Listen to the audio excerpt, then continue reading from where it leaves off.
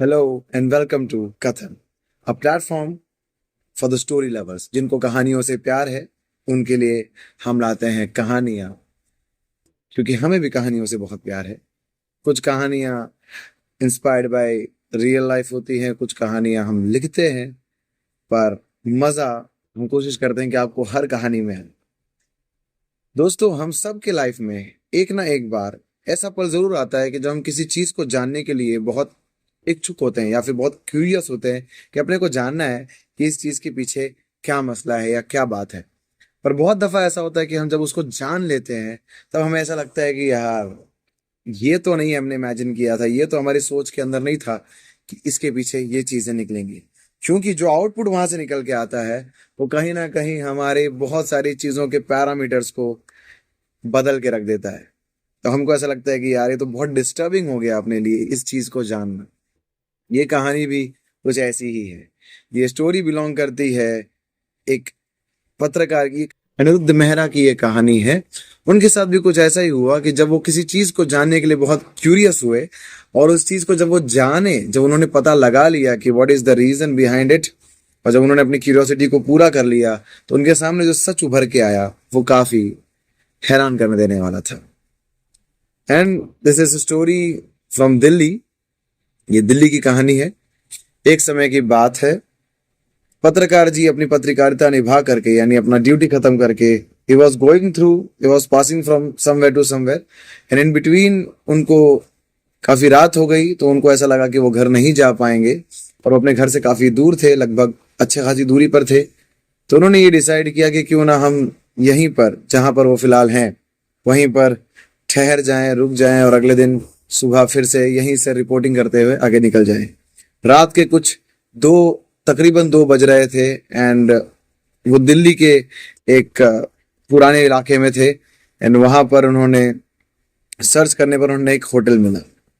Hotel उन्हें दिखने में बाहर से काफी पुराना सा लगा, पर चूंकि वो पत्रकार थे उन्हें एस्थेटिक चीजों से कोई लेना देना था नहीं। उनको यह था कि बस रात गुजारनी है, 2 ऑलरेडी बज चुके हैं, कुछ घंटे और गुजारने हैं, उसका सुबह हो जाएगी, फिर से फील्ड पे निकल पड़ेंगे, काम पे निकल पड़ेंगे, उसके बाद अपने घर चले जाएंगे।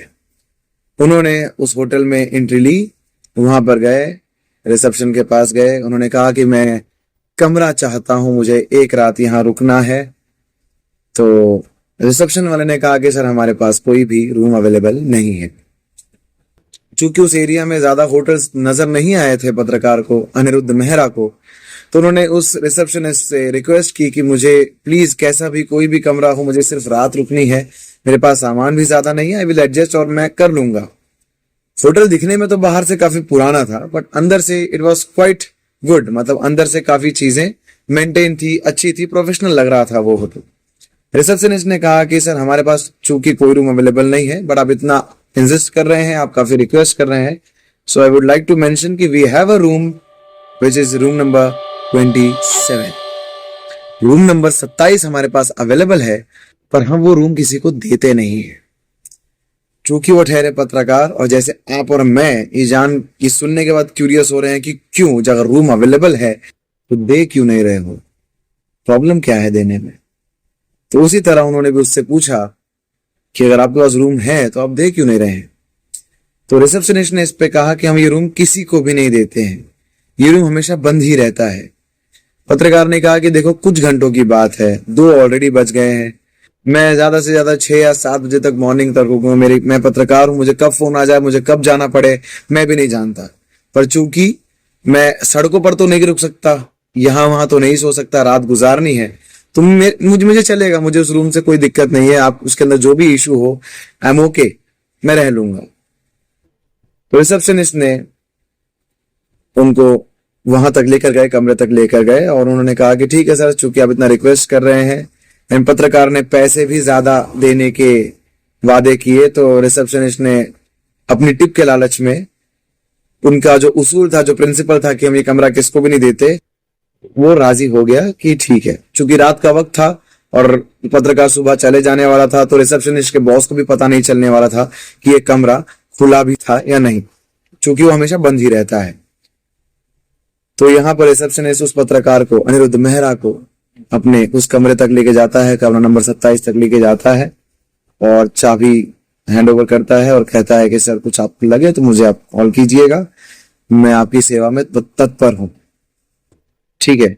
अब यहाँ पर पत्रकार अपने सामान को, यानी उसके पास जो बैग होता है, कैमरा होता है, वो सब चीजें एक जगह साइड पर रख करके, चूंकि कमरा से अंदर, मतलब भले वो कमरा बहुत दिनों से बंद था, पर अनिरुद्ध मेहरा देखता है कि कमरा काफी मेंटेन है। यानी कि मतलब वो भी सोचता है कि जब साला ये कमरा यूज ही नहीं होता तो इतना मेंटेन कैसे, वरना बंद कमरे में भी धूल मिट्टी या फिर एक अजीब सी बदबू होती है अगर वो बहुत टाइम से खुला ना हो तो। और वहां उस कमरे में उसको ऐसा कुछ भी नहीं लगा। तो वो एक पल को वो सोचता है कि कहीं उसे बेवकूफ तो नहीं बना रहा था रिसेप्शनिस्ट, या फिर मजाक कर रहा था। वो इतनी बातों पे ध्यान नहीं देता, बस जस्ट देखता है, ऑब्जर्व करता है, एंड हाथ मुंह धोकर फ्रेश होकर वो अपने बेड पर आकर लेट जाता है, रेस्ट करता है, क्योंकि मॉर्निंग में उसे वापस जाना है। पर यहाँ पर मैंने जैसे कहा कि आप जानना चाहते हो, अपनी क्यूरियोसिटी को पूरी करना चाहते हो, यहां से सिलसिला शुरू होगा उसकी जिज्ञासा का, क्योंकि अब जो उसके साथ होगा उसकी जिज्ञासा को और प्रबल कर देता है। जैसे ही वो अपने पलंग पर लेटता है, रिपोर्टर अपने सारे सामान वामान को सब साइड में करके, लाइट बंद करके जब अपने पलंग पर लेटता है, तो उसे अचानक ऐसा लगता है कि उसके कमरे में कोई चल रहा है। उसको फुटस्टेप्स की आवाज आती है। उसको ऐसा लग रहा है कि उसके कमरे में वो लेटा है, कमरे में कोई नहीं है, कमरा खाली है, पर फिर भी उसे कदमों की आवाज आती है। तो चूंकि वो इस बात से डिस्टर्ब होता है, वो ये जानना चाहता है कि ऐसा क्यों हो रहा है, क्या कॉरिडोर में कोई चल रहा है, कमरे के बाहर कोई चल रहा है, या फिर खिड़की से आवाज आ रही है, या आखिर आवाज आ कहां से रही है। तो वो कुछ स्टार्टिंग में तो हम सबकी आदत होती है, हम की चीजें इग्नोर करते हैं, चूंकि हम थके होते हैं, हमें सोना होता है। पर बात इग्नोर करने जैसी होती नहीं है। ये आवाज अब भी आ रही होती है। वो फिर से इग्नोर करने के बाद अब उससे रहा नहीं जाता, तो वो लाइट ऑन करता है, दरवाजा खोलकर कॉरिडोर चेक करता है कि क्या कमरे के बाहर के पैसेज में कोई है। कमरे के बाहर के पैसेज में भी कोई नहीं होता, और चूंकि कमरे में कोई और है नहीं पत्रकार के अलावा, अनिरुद्ध अकेला उस कमरे में है, तो कोई सवाल ही नहीं उठता कि कोई होगा वहां। खिड़की के बाहर भी वो एक बार झांक कर देखता है, वहां भी उसे कोई नजर नहीं आता।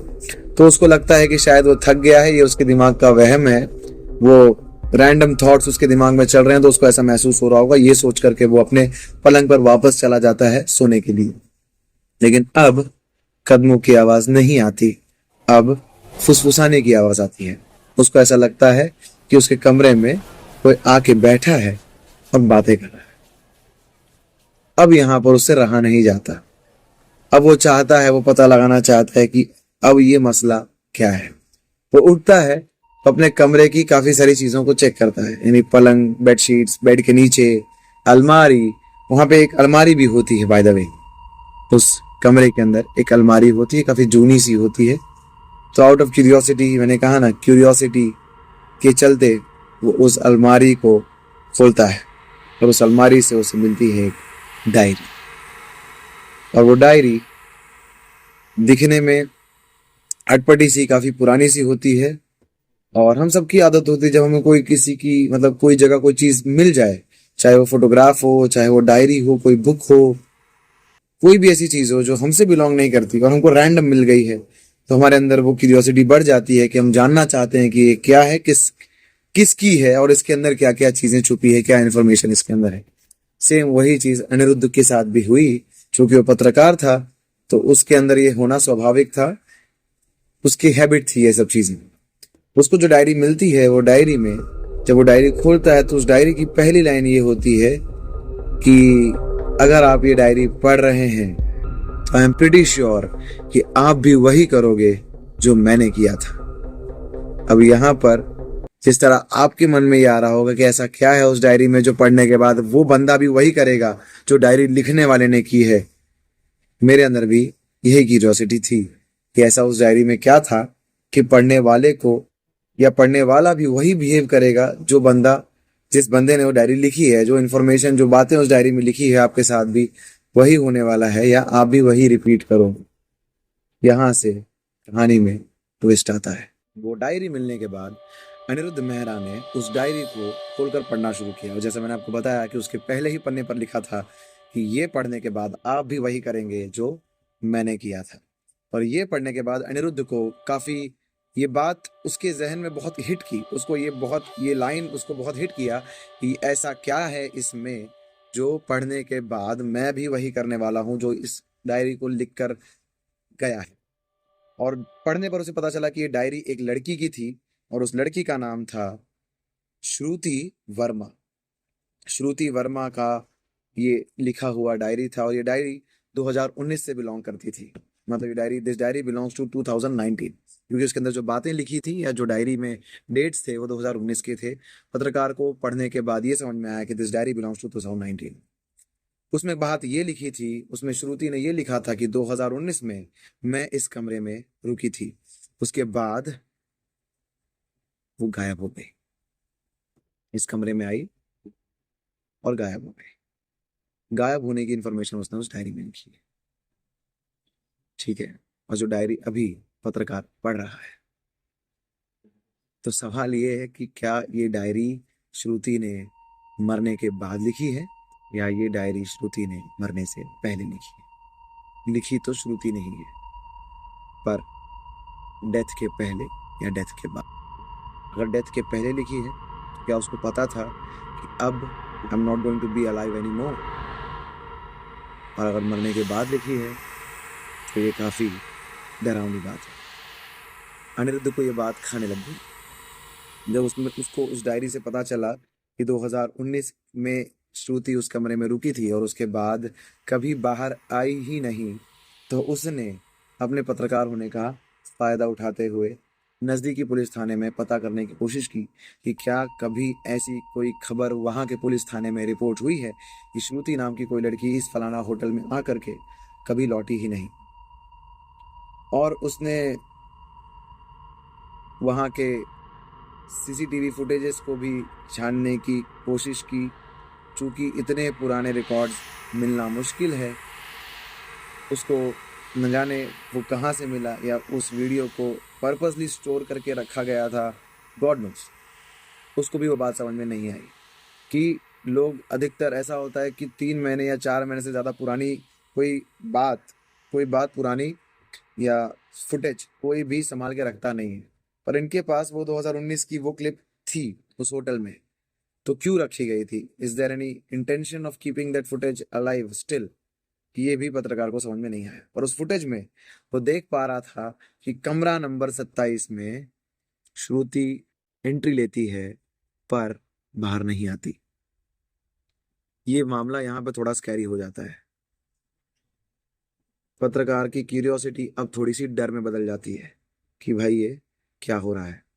उसके बाद उसे पता चलता है कि श्रुति की घटना के बाद एक आदमी है जो हर साल एक बार उस कमरे में जरूर जाता है और बाहर नहीं आता। पर हर साल वो आदमी उस कमरे में जाता है लेकिन बाहर नहीं आता। अटपटी है बात कि अगर बाहर नहीं आता तो वापस कैसे जाता है। इसका मतलब ये है कि जिस तरह श्रुति की बात स्कैरी है, डरावनी है, इस बंदे की बात भी डरावनी है। आखिर ये बंदा कहाँ से आ गया पिक्चर में? डायरी श्रुति की है, कमरे के अंदर श्रुति जा रही है, या श्रुति की डेथ हो गई है उस कमरे में, वो कभी बाहर नहीं आई। तो फिर ये बंदा कौन है जो साल में एक ही बार उस कमरे में जाता है पर कभी बाहर नहीं आता? और फिर ऐसा कुछ और हुआ होगा जिसके वजह से ये कमरा नंबर 27 हमेशा बंद रहता है, किसी को दिया नहीं जाता। ये सारी बातें अब अनिरुद्ध को परेशान कर रही थी, एज वेल एज उसको और जानने पर मजबूर कर रही थी कि इसके अंदर आखिर मसला क्या है, बात क्या है। जब गहराई से छानबीन की अनिरुद्ध ने तो उसके बाद एक नाम सामने आया। इसका नाम था विवेक सरीन। विवेक सरीन होटल के असली मालिक का नाम था, जो 2007 में उस कमरे में सुसाइड कर चुका था। 2007 में विवेक सरीन ने उस होटल में सुसाइड किया था विथ हीज फैमिली। अपनी बीवी और अपने बच्चों के साथ उसने उस कमरे में सुसाइड किया। इनफैक्ट पहले उसने अपनी फैमिली को मारा, अपने फैमिली का कत्ल किया, उसके बाद खुद को भी उस कमरे में जान से मार दिया और अंदर से ही खुद को बंद कर रखा था। उसके बाद से वो कमरा हमेशा से ऐसे ही क्रीपी चीज़ों से या ऐसे ही डरावनी घटनाओं से जूझता रहता था।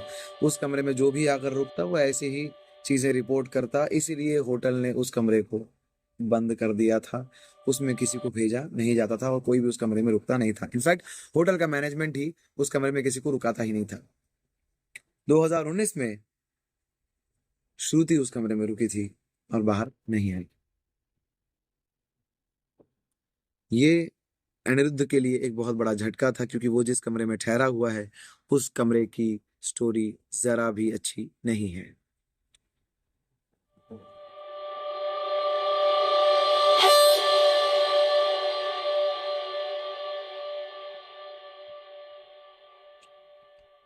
जिस रिसेप्शनिस्ट ने अनिरुद्ध से टिप लेकर के, एक्स्ट्रा पैसे लेकर के वो कमरा उसे दिया था, अनिरुद्ध ने उस रिसेप्शनिस्ट के पास जाकर के इन सारी बातों को शेयर किया। हालांकि ये एक दिन की बात नहीं है, सीसीटीवी फुटेज ये सब छानबीन ये अनिरुद्ध उस दिन नहीं कर रहा है, इसको वक्त लगा, पर वो जानना चाहता था कि आखिर इसके पीछे मसला क्या है। उसको उस होटल के रिसेप्शनिस्ट से जब उसने ये सारी फुटेजेस देख ली, कहानियां पड़ताल कर ली, पुलिस स्टेशन में जानकारी ले ली, वो डायरी को पढ़ लिया, उसके अंदर श्रुति की जो बातें थी वो पढ़ ली, श्रुति की फोटोज पढ़ ली, और जब उसको पता चला कि इस कमरे में एक बंदा है जो हर साल आता है, एक ही तरीके का चलता है, एक ही जैसा दिखता है, एक ही कपड़े में रहता है, और वो कोई नहीं है, वो विवेक सरीन है जो उस होटल का मालिक है, और उसने अपने उसी कमरे में सुसाइड किया अपनी फैमिली को मारने के बाद। ये सब जानने के बाद अनिरुद्ध ने उस रिसेप्शनिस्ट को बोला कि चूंकि वो रिसेप्शनिस्ट वहाँ काफी सालों से काम कर रहा है और वही एक पुराना स्टाफ है जो बहुत पहले से उस कमरे में मतलब उस होटल में काम कर रहा है, उसको पूछने के बाद अनिरुद्ध को ये पता चलता है कि ये कमरा और इस कमरे का यही पैटर्न हो गया है। जब भी कोई उस कमरे में रुकता था, विवेक सरीन के सुसाइड और मर्डर, मतलब जो उसने अपनी फैमिली का मर्डर किया, सुसाइड किया, उसके बाद उस कमरे में ऐसे ही उटपटांग चीजें होती थी, खतरनाक चीजें होती थी। लोगों के एक्सपीरियंस अच्छे नहीं होते थे, उन्हें रात भर अगर उस कमरे में ठहरे हैं तो या तो वो आधे में ही उस होटल को या कमरे को छोड़ करके चले जाते थे, या तो वो मेंटली बहुत डिस्टर्ब हो जाते थे। श्रुति का हाल उससे एक स्टेप आगे चला गया। उसने उस कमरे में जाने के बाद कभी बाहर आने का रास्ता नहीं देखा। श्रुति ने उस कमरे में सुसाइड कर लिया। उससे भी ज्यादा खतरनाक बात यह थी कि श्रुति ने उस डायरी में ऐसा क्यों लिखा कि अगर आप ये डायरी पढ़ रहे हैं तो आप भी वही करेंगे जो मैंने किया। कहीं ना कहीं श्रुति को लगता था कि ये कहानी जो श्रुति को पता चली, ये श्रुति ने जो उस कमरे में ऑब्जर्व किया होगा, वो शायद श्रुति को लगा होगा कि मेरे जैसे मैं ऑब्जर्व कर रही हूँ और उसने सुसाइड कर लिया, क्या पता उस आत्मा ने या उस बैड एनर्जी ने, उस बैड सोल ने ही श्रुति को मार दिया, या फिर श्रुति नहीं झेल पाई। जो भी रीजन था वो रीजन श्रुति के साथ ही चला गया। वो रीजन आज तक किसी को समझ में नहीं आया। पत्रकार ने रिसेप्शनिस्ट से पता किया कि वो श्रुति के डेथ के बाद उस कमरे में कभी कोई जाता नहीं था, कमरा हमेशा बंद ही रहता था। चूंकि रिसेप्शनिस्ट को थोड़ा एक्स्ट्रा पैसे की लालच देने पर वो कमरा पत्रकार को मिला, और चूंकि पत्रकार उस रूम में ज्यादा देर रुके ही नहीं, कुछ घंटे रुके, और जैसे उनको ये एक्सपीरियंसेस होने लगे कि किसी के चलने की आवाज आ रही है, किसी के बोलने की आवाज आ रही है, उन्होंने उस कमरे को छोड़ा। और जैसे मैंने कहा कि क्यूरियोसिटी, जानना चाहा कि ऐसा उन्हें क्यों फील हो रहा है, क्योंकि वो भी पत्रकार थे, वो भी ऐसी चीजों में मानते नहीं थे और हमेशा फैक्चुअल चीजों पर बिलीव करते थे। जब तक उनके सामने फैक्ट नहीं आ जाता था वो उस चीज पर भरोसा नहीं करते थे। तो उन्होंने अपने इस एक्सपीरियंस को जानना चाहा कि आखिर उन्हें ऐसा फील हुआ क्यों। चूंकि वो होश आवास में थे, वो नशे में भी नहीं थे कि अगर उन्हें ये फील हो रहा है तो वो ये कंसिडर कर सके कि नहीं, हो सकता है मैं नशे में हूं तो मुझे ऐसा लग रहा है। वो नशे में भी नहीं थे, वो जानना चाहते थे फिर ऐसा हो क्यों रहा है। और जब उन्होंने अपनी क्यूरियोसिटी को सेटिस्फाई करने के लिए स्टोरी को आगे जाना जाना जाना, तो उनके सामने जो सच्चाई बाहर आई वो उन्हें, मतलब जैसे मैंने आपको उस वीडियो के स्टार्टिंग में कहा कि हम क्यूरियोसिटी के चलते बहुत चीज़ों को जानना चाहते हैं, पर जब जान लेते हैं तब हमें लगता है कि यार नहीं जानते तो ही अच्छा था, क्योंकि सच्चाई ज़्यादा क्रीपी थी और डिस्टर्बिंग थी। कि truth is always stranger then fiction, या आपकी कल्पना से सच्चाई बहुत ही परे होती है और खतरनाक होती है। सो ये थी आज की स्टोरी, इसका नाम था कमरा नंबर 27। आई होप आपको ये कहानी अच्छी लगी हो, और आप भी अगर बहुत सारी चीज़ों को लेके क्यूरियस रहते हैं तो इट्स बेटर कि आप क्यूरियस ना रहें। कभी कभी क्यूरियस ना होना भी अच्छी बात है, क्योंकि अनिरुद्ध क्यूरियस हुआ, उसने इस चीज को जाना और अल्टीमेटली ही गॉट डिस्टर्ब्ड। उसने पत्रकारिता छोड़ दी, वो अब इस फील्ड से बाहर आ गया, क्योंकि उसकी इस क्यूरियोसिटी की आदत ने उसको एक ऐसे सच से मिलाया और एक ऐसे एक्सपीरियंस से मिलाया जो कभी वो एक्सपीरियंस नहीं करना चाहता था। इनफैक्ट कोई नहीं करना चाहेगा। सो जैसा कि मैंने कहा था कि sometimes it's better not to be curious, because जो सच्चाई बाहर निकल के आती है वो हर बार अच्छी हो और आपकी उम्मीद जैसी हो जरूरी नहीं। ये थी आज की कहानी, ये था आज का कथन। Thank you so much. Please do not forget to subscribe the channel, like the video and comment down कि कहानी आपको कैसी लगी, कौन से प्लॉट में या कौन से पार्ट में आपको लगा कि कहानी आपने प्रिडिक्ट कर ली है। मतलब जो भी आपका एक्सपीरियंस है इस कहानी को लेकर के आप कमेंट में जरूर बताएं। Thank you so much. See you in the next story. Thank you so much.